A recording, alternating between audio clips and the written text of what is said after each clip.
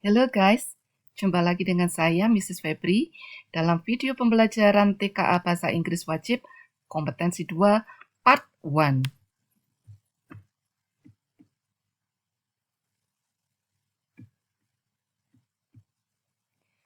Di video kali ini kita akan belajar kompetensi 2 yaitu pemahaman inferensi. Di sini diharapkan murid mampu menarik kesimpulan berdasarkan informasi tersirat dalam teks, pengalaman pribadi, serta intuisi untuk memahami isi teks. Di sini kita akan membahas subkompetensi 2.1 hingga 2.3. Pada subkompetensi 2.1, kita akan belajar menyimpulkan detail pendukung, yaitu mampu menentukan fakta tambahan.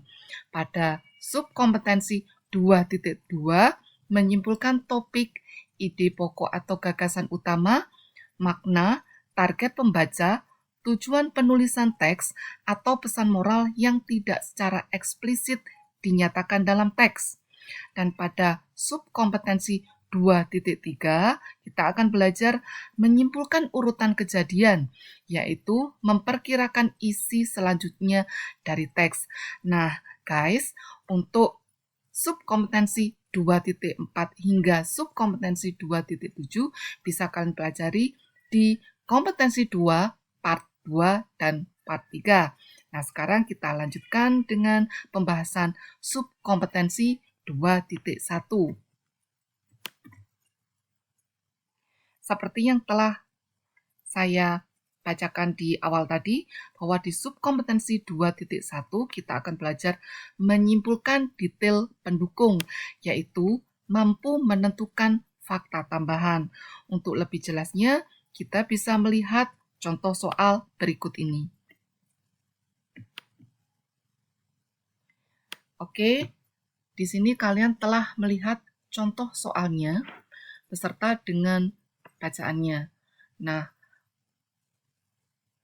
tips untuk kalian ketika kalian menghadapi pertanyaan seperti ini, bacalah soalnya terlebih dahulu. Nah, di sini kita akan berusaha mencari kata kuncinya. Pertanyaannya adalah, which of the following additional facts would most likely make the text more persuasive? There is more than one correct answer. Click on every correct answer. Jadi anak-anak, sebelum kita membahas lebih lanjut, perhatikanlah jenis pilihan gandanya. Kalau kalian melihat ada tanda kotak seperti ini, artinya kalian harus memilih jawaban benar lebih dari satu. Nah, inilah yang kita sebut dengan pilihan ganda kompleks atau MCMA. Multiple choice, multiple answer. Oke, nah sekarang kita coba mencari kata kunci dari pertanyaan yang telah saya bacakan tadi. Nah, di sini ada kata additional facts. Berarti kita harus mencari fakta-fakta yang bisa mendukung teks. Dan ada lagi satu kata kunci yaitu persuasif. Artinya di sini teks ini akan lebih cenderung ke analytical exposition. Nah, coba kita pelajari fakta tambahan apa sajakah yang bisa mendukung teks supaya lebih persuasif atau lebih bisa membujuk pembacanya. Di bagian pertama kita lihat bahwa penulis mengungkapkan bahwa di sosial media, di paragraf pertama telah dinyatakan oleh penulis bahwa sosial media is a big part of many teenagers' daily life. Jadi telah menjadi bagian sehari-hari dari kebanyakan para remaja. Dan media sosial tersebut memiliki manfaat atau kelebihan, misalnya seperti staying connected with friends, jadi bisa saling berhubungan dengan teman-temannya, bertemu dengan orang baru, dan bisa belajar tentang hal-hal yang menarik. Nah, tetapi di bagian akhir kalimatnya si penulis juga menyatakan bahwa dia menyatakan keyakinannya bahwa sosmed juga bisa membahayakan kesehatan mental para remaja. Nah, jadi di bagian pertama ini sang penulis menyatakan keyakinannya bahwa medsos itu tidak hanya mempunyai dampak, tidak hanya memiliki manfaat, tetapi juga bisa membawa dampak buruk atau bahaya untuk kesehatan mental remaja. Di bagian paragraf kedua dijelaskan alasannya yang pertama yaitu when teens see picture of people who seem perfect, they feel that they are not good enough. These feelings can lower self-esteem. Nah, di sini kata kuncinya adalah bahwa sosmed itu bisa membuat mereka menjadi tidak percaya diri. Akhirnya, dari rasa itu bisa membuat mereka merasakan kesedihan, kecemasan, bahkan depresi. Di paragraf yang ketiga, alasannya yang kedua, dia mengatakan bahwa sosmed bisa mempengaruhi tidur dan kebiasaan belajar para remaja. Sehingga para remaja tersebut akan merasakan tidak fokus di dalam kelas. Teens cannot focus well in class. And then their grades may suffer. Jadi akan ada penurunan nilai dan seterusnya. Dan di paragraf keempat, penulis mengatakan bahaya dari sosmed adalah online bullying. Jadi bullying secara online atau yang sering disebut dengan cyberbullying. Nah, dari sini kita sudah mendapatkan poin-poin penting. Nah, sekarang kita kembali lagi ke pertanyaan, yaitu kata kuncinya tadi adalah additional facts. Nah, additional fact atau data yang bisa memperkuat argumen dalam teks harus kita cari apa saja yang kira-kira bisa membuat pembaca yakin bahwa apa yang diutarakan oleh penulis adalah benar. Oke, sekarang kita mulai dari pilihan yang pertama, research data showing the number of teenagers experiencing anxiety or depression. Nah, data ini sangat tepat sekali dan bisa kita lihat pada paragraf yang kedua. Jadi pilihan yang pertama sudah tepat. Nah, bagaimana dengan pilihan yang kedua? Personal stories from teenagers who feel happier after reducing their social media use. Nah, pilihan yang kedua menyatakan bahwa cerita atau pengalaman pribadi dari para remaja yang merasa bahagia atau gembira setelah mereka mengurangi penggunaan sosmed mereka. Nah, ini juga bisa kita pilih karena ini merupakan salah satu pengalaman pribadi dari para remaja yang mengurangi penggunaan sosmed, merasa gembira. Jadi tidak ada perasaan depresi atau kecemasan. Kemudian di pilihan yang ketiga, statistic about how many teenagers use social media every day. Nah, pilihan ketiga ini kurang tepat karena ini hanya berupa informasi. Sedangkan yang kita butuhkan adalah sesuatu yang mampu membujuk. Kemudian di bagian yang keempat, pilihan yang keempat, list of the most popular social media platform among teenagers. Nah, di bagian yang keempat ini malah hanya menunjukkan daftar platform sosmed yang paling populer di kalangan remaja. Jadi pilihan keempat pun tidak bisa kita pilih karena ini juga semacam informasi saja dan tidak bersifat membujuk untuk mengikuti apa yang diyakini oleh penulis. Di bagian yang kelima, expert opinions from doctors or psychologists about the dangers of social media or mental health. Nah, ini opini para ahli, yaitu dari dokter maupun psikolog tentang bahayanya sosmed bagi kesehatan mental, cukup bisa kita gunakan sebagai additional fact yang bisa mendukung teks yang ditulis oleh penulis. Sehingga yang menjadi jawaban adalah pilihan yang pertama, kedua, dan terakhir, atau A, B, dan E.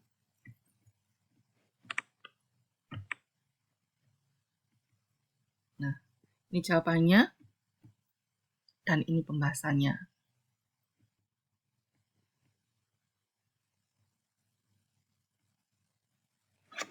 Sekarang kita lanjut ke subkompetensi 2.2. Di sini kita akan belajar menyimpulkan topik, ide pokok atau gagasan utama, menyimpulkan makna, target pembaca, tujuan penulisan teks, atau pesan moral yang tidak secara eksplisit dinyatakan dalam teks. Untuk lebih jelasnya, kita pelajari contoh soalnya. Seperti tips sebelumnya, sebelum kalian membaca bacaannya, silakan kalian pelajari dulu pertanyaannya, yaitu what is the most likely purpose of the author in writing this story. Nah, berarti di sini yang ditanyakan adalah tujuan penulis dalam cerita ini. Nah, anak-anak, yang harus kalian ingat adalah beberapa teks yang nanti sekiranya dikeluarkan dalam TKA itu ada sekitar 5. Baik anak-anak, seperti tips pada soal sebelumnya, sebelum kalian membaca bacaannya, terlebih dahulu pastikan kalian telah memahami dari pertanyaannya. Nah, pertanyaannya adalah what is the most likely purpose of the author in writing this story? Nah, ini artinya pertanyaan ini mengacu pada purpose. Jadi, kata kuncinya adalah purpose atau kata lainnya adalah objektif atau aim atau goal. Ketika kalian mendapati soal seperti ini, yang harus kalian ingat adalah fungsi sosial dari teks-teks yang ada pada kisi-kisi, yaitu antara lain teksnya ada descriptive text, recount text, narrative text, procedure text, dan analytical exposition. Nah, bisa kita lihat di sini kira-kira teks ini teks apa? Jadi, kalau kita baca sekilas, maka teks ini tentang narrative text. Nah, apa sih fungsi sosial dari narrative text tersebut? Nah, untuk mengingatkan kalian, ini adalah yang harus kalian ingat, yaitu kata kuncinya adalah purpose, dia sama dengan objektif, aim, atau goal. Berarti dia menanyakan fungsi sosial dari suatu teks. Nah, kemudian kalian harus bisa menentukan teksnya apa. Nah, ternyata teks tersebut adalah naratif. Nah, ini adalah fungsi sosialnya, yaitu menghibur or to amuse or to entertain, kemudian menyampaikan pesan moral atau to teach a moral lesson, atau yang ketiga merefleksikan pengalaman manusia atau to reflect human experience. Kembali lagi ke soalnya, kita cari dari 4 tadi manakah yang paling tepat. To entertain readers, oke, ini masuk. To inspire, ini tidak bisa masuk. To explain, ini lebih banyak ke procedure karena technical process. To emphasize the importance of joining competition, ini ada di analytical exposition. To report on how a team started a game development company, ini juga bukan pada narrative. So the answer is A, atau jawabannya adalah A.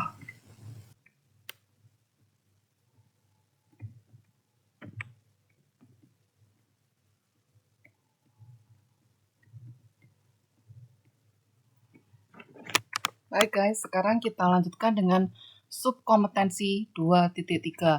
Di subkompetensi 2.3 kita akan belajar menyimpulkan urutan kejadian, yaitu mampu memperkirakan isi selanjutnya dari teks.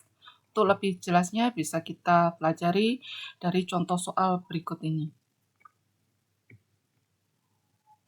Seperti biasanya telah saya sajikan satu bacaan dan di sebelahnya ada pertanyaan. Seperti sebelumnya, silakan pelajari dulu pertanyaannya. Dan pertanyaannya adalah, which of the following is the correct order of the events or ideas as they appear in the text? Nah, carilah kata kunci terlebih dahulu. Dan kata kuncinya adalah correct order of the events or ideas. Jadi kalian harus mencari urutan dari informasi atau events atau pemikiran yang ada pada bacaan. Nah, sekarang kita mulai dengan kalimat yang pertama. Di sini penulis menceritakan bahwa in this digital era, social media has become part of our daily life. Dia mengatakan bahwa sosmed telah menjadi bagian dari kehidupan sehari-hari. Kemudian dia juga mengungkapkan bahwa we use it to share our thoughts, connect with friends, or get information. Jadi dia mengatakan bahwa sosmed itu mempunyai manfaat, yaitu untuk berbagi pemikiran, berhubungan dengan teman-teman, atau mendapatkan informasi. Nah, kemudian dia juga menyambung dengan, however, many people forget the importance of likeness when posting or commenting. Kemudian dia juga mengatakan, namun ada banyak orang yang melupakan pentingnya sopan santun ketika mereka memposting atau berkomentar. Kemudian dia juga mengatakan bahwa penggunaan kata-kata yang kasar, kemudian penyebaran rasa kebencian maupun penghinaan itu bisa menyakiti perasaan dan menciptakan masalah yang lebih besar. Kemudian dia menyambung dengan, that's why we should always think before we post. Jadi sebaiknya, langkah baiknya apabila kita berpikir kembali sebelum kita memposting. Kemudian di berikutnya, I strongly suggest that everyone uses polite and respectful language online. Dia menyarankan bahwa setiap orang menggunakan bahasa yang sopan dan menghormati. Being kind on social media makes it a safer and more comfortable space for all. Jadi, menjadi orang yang baik di sosmed membuat jadi lebih aman dan nyaman untuk semuanya. Nah, sekarang kita coba kembali ke pertanyaan, yaitu kita harus bisa menyusun urutan dari informasi yang diberikan oleh penulis dari yang awal hingga terakhir. Kita coba dengan yang pilihan A. Nah, ingat ya guys, di sini karena ada pilihan A, B, C, D, E, artinya ini adalah pilihan ganda sederhana. Kalian diminta untuk memilih satu jawaban yang benar. Nah, di pilihan A, the writer advises people to be polite online. Nah, the writer advises itu artinya memberi nasihat. Nah, ini kita temukan di bagian tengah teks atau di paragraf kedua, I strongly suggest. Nah, jadi bukan di bagian pertama, sehingga pilihan A kurang tepat. Kita beralih ke pilihan yang B, the writer opens with the negative effects. Nah, di bagian awal, penulis tidak menceritakan keburukan dari sosmed, tetapi sesuatu yang positif, seperti we use it to share our thoughts, connect with friends, or get information. Jadi pilihan yang B pun masih tidak tepat atau salah. Nah, sekarang kita beralih ke pilihan C. The writer introduces the role of social media in life. Oke, jadi kalau kita lihat di sini, ini sudah tepat, yaitu social media has become part of our daily life. Jadi, ini yang paling tepat. Kemudian dilanjut dengan explains the problem of rudeness, benar, and then encourage good behavior online. Jadi pilihan C ada yang paling tepat. Nah, sekarang kita coba lihat apakah D juga punya kemungkinan untuk jawaban yang benar. The writer talks about online bullying, asks people to stop using social media, then explain the solution. Nah, ini tidak seperti ini ya. Tidak ada the writer talks about online bullying, tidak ada. Kemudian yang dipilih E atau E, the writer explains how to use social media settings. Nah, di teks tidak dijelaskan bagaimana menyeting sosmed. Jadi anak-anak, yang tepat adalah pilihan yang C, yaitu the writer introduces the role of social media in life, explains the problem of rudeness, and encourages good behavior online.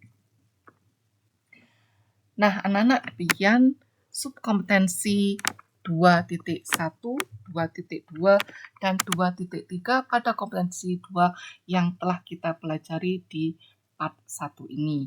Terima kasih telah menyaksikan video pembelajaran ini dan sampai jumpa di kompetensi 2 part 2. See ya!